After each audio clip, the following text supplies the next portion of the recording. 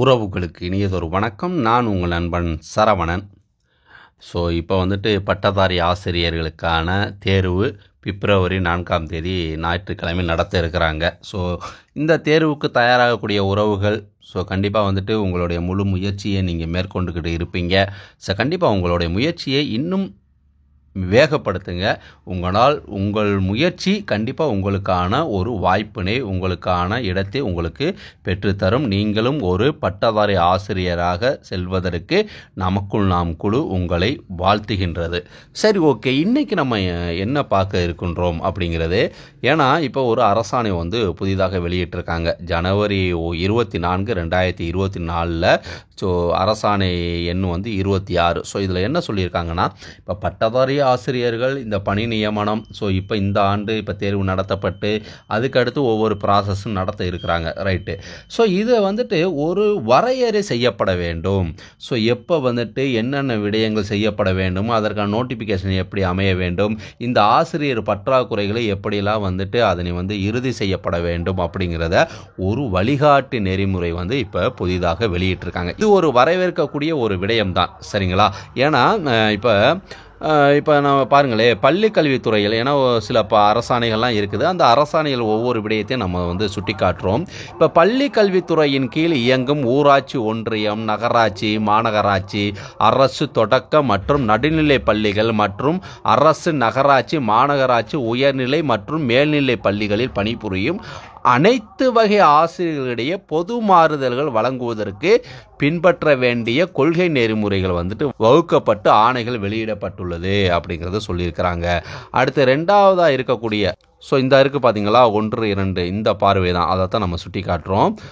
இந்த 2ஆவதுல உள்ள அரசாணையின்படி பள்ளிக்கல்வி இயக்ககத்தில் நிர்வாக கட்டுப்பாட்டில் செயல்பட்டு வரும் அரசு, உயர்நிலை மற்றும் மேல்நிலை பள்ளிகளில் உள்ள அனைத்து பாட பட்டதாரி ஆசிரியர் காலி பணியிடங்கள் நிரப்பப்படும் போது பின்பற்ற வேண்டிய வழிமுறைகள் குறித்து அறிவுறுத்தல் வழங்கி ஆணைகள் வெளியிடப்பட்டுள்ளது, சரிங்களா? அடுத்து 3ஆவது பார்த்தீங்கன்னா என்ன சொல்லியிருக்காங்கன்னா, அரசு பள்ளிகளில் உள்ள அனைத்து பாட பட்டதாரி ஆசிரியர் காலி பணியிடங்களில் ஆசிரியர் தேர்வு வாரியத்தின் மூலம் தெரிவு செய்யப்படும் பணிநாடுனர்களிடமிருந்து நேரடி பணி நியமனம் செய்யும் போது பின்பற்ற வேண்டிய கால அட்டவணை இதுதாங்க. இந்த அரசாணை சொல்லக்கூடிய இந்த ஒரு விடயத்தான். ஏற்கனவே இருந்த நடைமுறை எப்படி இனி பார்த்துட்டிங்கன்னா ஒவ்வொரு காலகட்டத்திலும் எப்படியாக பின்பற்ற வேண்டும், அதற்கான நோட்டிஃபிகேஷன் எப்போது வெளியிட வேண்டும் அப்படிங்கிறத இந்த பட்டதாரி ஆசிரியர்களுக்கு, அதை முக்கியமாக நம்ம கவனிக்கக்கூடியது இடைநிலை ஆசிரியர்கள், முதுகலை ஆசிரியர்கள் சொல்லலை, பட்டதாரி ஆசிரியர்களுக்கான ஒரு தெளிவான ஒரு அறிவிப்பு தான் இதில் வெளியிடப்பட்டிருக்குது. இதில் இன்னும் நம்ம கவனிக்கக்கூடிய என்னன்னா, அதை நம்ம சொல்லும் போதே உங்களுக்கே தெரியும் பாருங்க. இப்போ ஃபர்ஸ்ட் என்ன சொல்றாங்கன்னா, சர்ப்ளஸ், அதாவது பட்டதாரி ஆசிரியர் உபரி பணியிடங்களை கண்டறிந்து கணக்கீடு செய்தல். இது எப்போக்குள்ள முடிக்க வேண்டும்னா மே 1ஆம் தேதிக்குள்ள இதற்கான பணிகளை முடிக்க வேண்டும் அப்படின்னு சொல்லியிருக்கிறாங்க. அப்போ மே 1ஆம் தேதினா ஏப்ரல் 31ஆம் தேதிக்குள்ள இதற்கான ஒரு உபரி ஆசிரியர் பணியிடங்களை கண்டறிய வேண்டும் அப்படிங்கிறது தெளிவுபடுத்தியிருக்கிறாங்க. அடுத்து மேற்படி கண்டறியப்பட்ட உபரி பட்டதாரி ஆசிரியர் இருக்காங்க இல்லையா, அவர்களை தேவையுள்ள பள்ளிகளுக்கு பணி நிரவல் செய்ய வேண்டும். அதாவது ஏற்கனவே இருக்கக்கூடிய உபரி ஆசிரியர் கால்குலேஷன் செஞ்சு அவர்களே சரியான இடங்களுக்கு பணி நிரவல் செய்ய வேண்டும். அது எப்போ? மே 31ஆம் தேதிக்குள் செய்ய வேண்டும் அப்படிங்கிறது தான். இது வருஷம் என்னன்னா ஒவ்வொரு ஆண்டும் இதை சரியாக கடைபிடிக்க வேண்டும் அப்படிங்கிறது தான் இந்த ஒரு வழிமுறையை சொல்லியிருக்கிறாங்க. அடுத்து பார்த்தீங்கன்னா, அனைத்து வகை ஆசிரியர்களுக்கான பொது மாறுதல் கலந்தாய்வு, அதாவது ஜென்ரல் டிரான்ஸ்ஃபர் கவுன்சிலிங் நடக்கும் இல்லையா, அதை ஜூன் 30ஆம் தேதிக்குள் நடத்தி முடிக்க வேண்டும் அப்படின்னு சொல்லியிருக்கிறாங்க. அப்போ பணி மாறுதல், ஏன்னா இதெல்லாம் எதற்குன்னா, இப்போ உபரி ஆசிரியர்கள் அவர்களுடைய எங்கெங்கிறது அவர்களுடைய பணியை சரி செய்யணும். அடுத்து கவுன்சிலிங் நடத்தப்பட வேண்டும். இந்த கவுன்சிலிங் நடத்தப்பட்டு அவர்கள் பணி மாறுதல் செய்யப்படும் போது அப்போ ஒரு சரியான எந்தெந்த இடத்துல எவ்வளவு ஆசிரியர்கள் பற்றாக்குறை இருக்குது அப்படிங்கிறத அந்தந்த பள்ளி வகையாக அதை தெளிவுபடுத்தி கொள்ளலாம் இல்லையா. அதை எந்தெந்த காலத்திற்குள் முடிக்க வேண்டும். ஏன்னா இப்போ இருக்கக்கூடிய நடைமுறை எப்படி இருக்குன்னா, பற்றாக்குறையோடவே நடந்துக்கிட்டு இருக்குது. இந்த பற்றாக்குறை வந்து இடையில வந்துட்டு சில ஆசிரியர்கள் இல்லை அப்படிங்கிற போதுட்டு அவங்களுடைய கல்வி பாதிக்கப்படுது இல்லையா? ஸோ அதற்காக ஒரு டைம் டேபிள் ஒரு ஷெடியூல் இப்போ வெளியிட்டிருக்காங்க, ரைட்டுங்களா? சரி, அடுத்து பட்டதாரி ஆசிரியர் காலி பணியிடங்கள் மதிப்பீடு அறுதியிட்ட நாளின்படி குரூஷியல் டேட்டில் ஜூலை 1ஆம் தேதிக்குள்ளே வந்துட்டு அதை முடிக்க வேண்டும் அப்படிங்கிறத சொல்லியிருக்கிறாங்க. அடுத்து பார்த்திங்கன்னா காலி பணியிடங்களை நிரப்பிட கோரும் கருத்துருக்கள் இருக்கும் பட்சத்தில் அதனை அரசுக்கு அனுப்பப்பட வேண்டும். அதை எப்போ? ஜூலை 15ஆம் தேதிக்குள். இப்போ எல்லாமே வந்துட்டு நிரப்பியாச்சு. ஆனால் எப்படியா இருந்தாலும் வந்துட்டு அதில் சில கருத்துக்கள்லாம் இருக்கும். ஸோ அது வந்துட்டு எங்களுக்கு வந்துட்டு இது இந்த இடம் கேட்டிருந்தோம், இதை வந்துட்டு எங்களுக்கு இதுவே கொடுத்துருக்காங்க, இப்படின்னா பலவித கருத்துக்கள் இருக்கும். அதையும் எப்போ? ஜூலை 15ஆம் தேதிக்குள் அதற்கான கருத்துருக்களை வந்து அனுப்பப்பட வேண்டும் அப்படிங்கிறதையும் சொல்லியிருக்கிறாங்க. அடுத்து என்ன சொல்லியிருக்காங்கன்னா காலி பணியிடங்கள் நிரப்ப கோரும் கருத்துருக்கள் இருக்கும் பட்சத்தில் அதனை அரசுக்கு சமர்ப்பிக்கப்படும் கருத்துருக்கள் மீது அரசாணை வெளியிடப்பட வேண்டும் அப்படிங்கிற சொல்லியிருக்காங்க. எப்பன்னா செப்டம்பர் 30க்குள் அப்படிங்கன்னு சொல்லியிருக்கிறாங்க. ஏன்னா இப்போ இந்த கருத்துருலாம் வந்துட்டு எல்லாத்தையுமே வந்துட்டு கேட்கும் பட்சத்தில் அதுக்கப்புறம் இது தொடர்பான ஒரு அரசாணை செப்டம்பர் 30க்குள்ளே வந்துட்டு அதை வெளியிட்டுருவாங்க.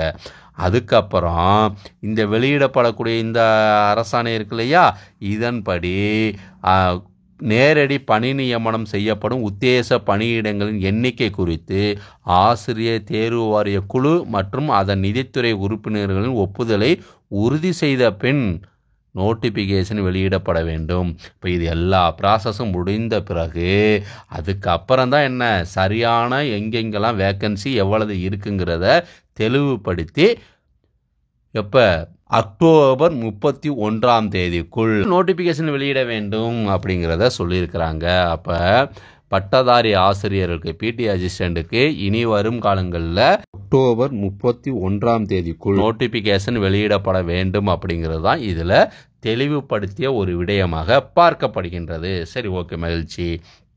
அடுத்து ஆசிரியர் தேர்வு வாரியத்தால் தேர்வுகள் நடத்தப்பட வேண்டிய நாள். ஏன்னா அக்டோபர் 31ஆம் தேதிக்குள்ள வெளியிடணும்னு சொல்லிட்டாங்க இல்லையா? அப்போ அடுத்த தேர்வு நடத்தப்படணும் இல்லையா? அது வந்துட்டு ஜனவரி 31க்குள் அந்த தேர்வுகள் நடத்தப்பட வேண்டும் அப்படிங்கிறத சொல்லியிருக்கிறாங்க. சரி, ஜனவரி மாதம் வந்து தேர்வுகள் நடத்தியாச்சு. அதுக்கப்புறம் இந்த நோட்டிஃபிகேஷன் வெளியிட்டதுக்கு அப்புறம் நடத்தப்படும் தேர்வுகள் முடிவுகள் வந்துட்டு வெளியிடப்பட வேண்டிய நாள் வந்து பார்த்திங்கன்னா ஏப்ரல் 30க்குள் வெளியிடப்பட வேண்டும். தேர்வுலாம் முடிஞ்சிருச்சு இல்லையா? அதாவது ஜனவரி 31க்குள் தேர்வுகள் நடத்தப்பட்டு அதுக்கப்புறம் வந்துட்டு அந்த தேர்வுக்கான முடிவுகள் ஏப்ரல் 30க்குள் வெளியிடப்பட வேண்டும் சொல்லியிருக்கிறாங்க. சரி, ஏப்ரல் 30க்குள்ளே வெளியிட்டதுக்கு பிறகு அடுத்து பணி நியமனம் தானே, சர்டிஃபிகேட் வெரிஃபிகேஷன் தானே.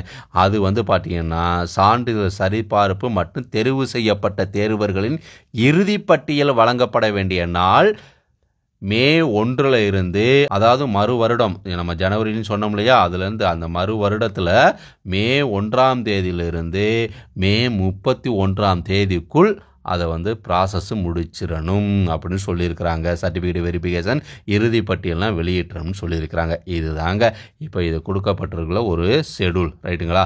சரி, இதில் முக்கியமாக பார்த்தீங்கன்னா இந்த 3வது இருக்கு இல்லையா, அனைத்து வகை ஆசிரியர்களுக்கான பொது மாறுதல் கலந்தாய்வு, அதை வந்துட்டு 30/6க்குள்ளே வந்துட்டு முடிக்கணுங்கிறது அது வந்து தவறாது கடைப்பிடிக்க வேண்டும் அப்படிங்கிறது இதில் சொல்லப்பட்ட ஒரு விடயமாக இருக்கின்றது. சரி, ஓகே. இப்போ இதில் வந்துட்டு சொல்லப்பட்ட உள்ளபடி ஜனவரி 31க்குள் வந்து தேர்வுகள் நடத்தப்பட வேண்டும் அப்படிங்கிறது. ஸோ இப்போ வந்துட்டு சில காரணங்கள்னால இந்த வருடத்தில் வந்துட்டு பிப்ரவரி 4ஆம் தேதி பட்டதாரி ஆசிரியர்களுக்கான தேர்வுகள் நடத்த இருக்கிறாங்க. இப்போ அந்த பிப்ரவரி 4ஆம் தேதி தேர்வுகள் நடத்தப்பட்டு அதற்கான தேர்வு முடிவு ஏப்ரல் 30ஆம் தேதி வெளியிடப்படும் அப்படிங்கிற மாதிரி தான் நம்ம இதை யூகிக்கக்கூடிய ஒரு விடயமாக இருக்குது. இதற்கான சர்டிஃபிகேட் வெரிஃபிகேஷன் எப்போ? மே 1ஆம் தேதியிலிருந்து மே 31ஆம் தேதிக்குள் நடத்துவதற்கான ஒரு வாய்ப்பு இருக்குது.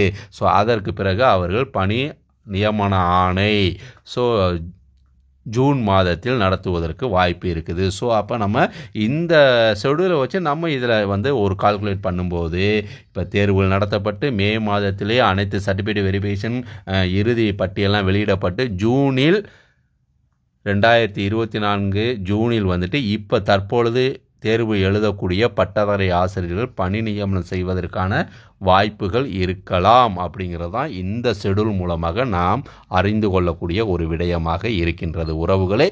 ஸோ இந்த பதிவு கண்டிப்பாக உங்களுக்கு பயனுள்ளதாக இருக்கும். இதற்கு தகுந்தாற்போல் பட்டதாரி ஆசிரியர்கள் உங்களுக்கான ஒவ்வொரு ஆண்டும் இது இந்தந்த காலகட்டத்தில் இது நடக்க இருக்குது அப்படிங்கிறத தெரிந்து கொண்டு அதற்கு தகுந்தாற்போல் உங்களை நீங்கள் தயார்படுத்தி கொள்ளுங்கள்.